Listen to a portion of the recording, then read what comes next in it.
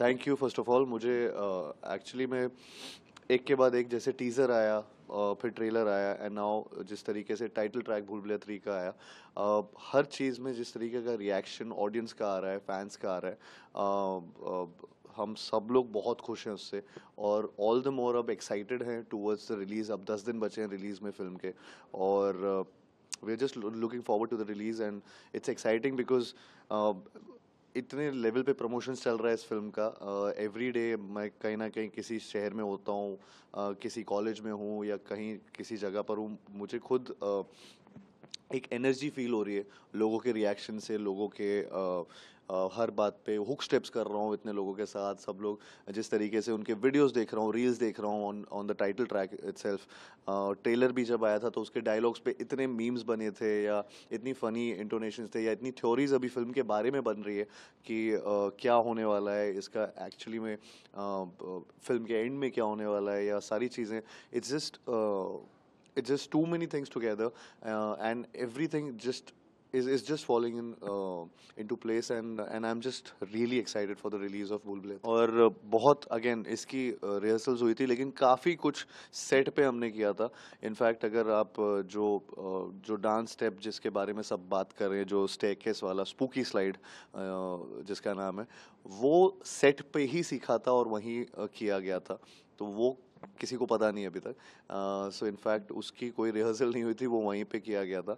And उसके अलावा लेकिन ऑफ कोर्स जो मेजर जो वन शॉट है शुरू का पूरा जिसमें बहुत सारी चीज़ें, बहुत रिएक्शंस आ रहे हैं लोगों के जिस चीज़ को लेकर, आई थिंक वो उसकी रिहर्सल्स हुई थी काफ़ी दिन तक। और जो प्रमोशन के दौरान करना पड़ रहा है।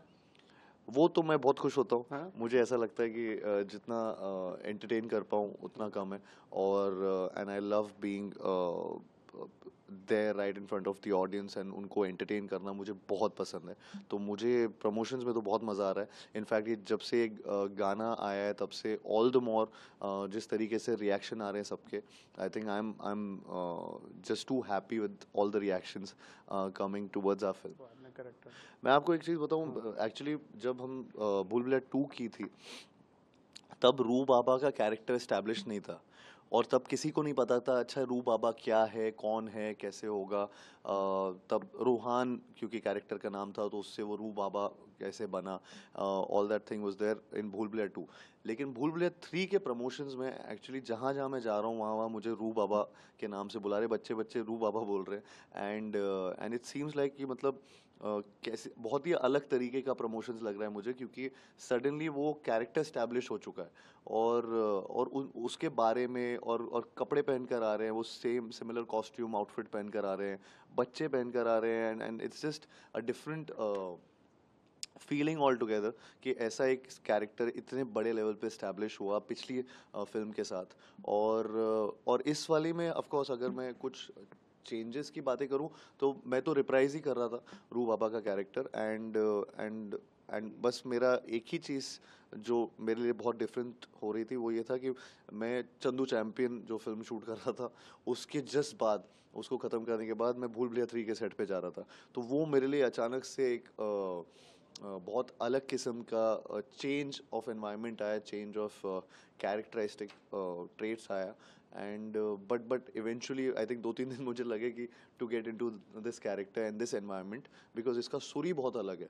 तो एंड वंस मतलब वो स्टार्ट हुआ तो मुझे बहुत मज़ा आने लगा। विद्या बालन, माधुरी दीक्षित और सस्पेंस कुछ रिवील करेंगे क्या?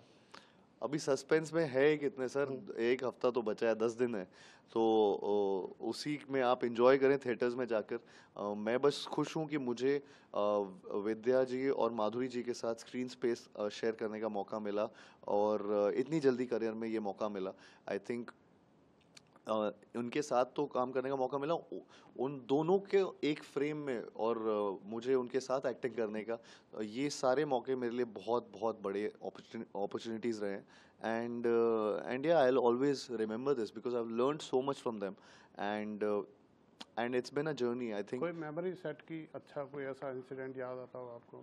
बहुत मतलब हम लोग मतलब मेरे लिए तो ऐसा लग रहा था I was in a dream because Madhuri ji का मैं बहुत बड़ा फ़ैन रहा हूँ, विद्या जी का मैं बहुत बड़ा फ़ैन रहा हूँ, उन दोनों के साथ बैठ के लंच खा रहा हूँ या फिर उनके साथ एक्टिंग कर रहा हूँ या सीन्स परफॉर्म कर रहा हूँ, कॉमिकल सीन्स कर रहा हूँ या फिर कुछ ना कुछ हॉरिफिक सीन्स परफॉर्म कर रहे हैं, बट एवरीथिंग आई थिंक मुझे ये सारे मेरे लिए बहुत एक्सपीरियंसेस रहे हैं जिनका मैं लाइफ लॉन्ग मतलब मैं जिनको याद रखूंगा।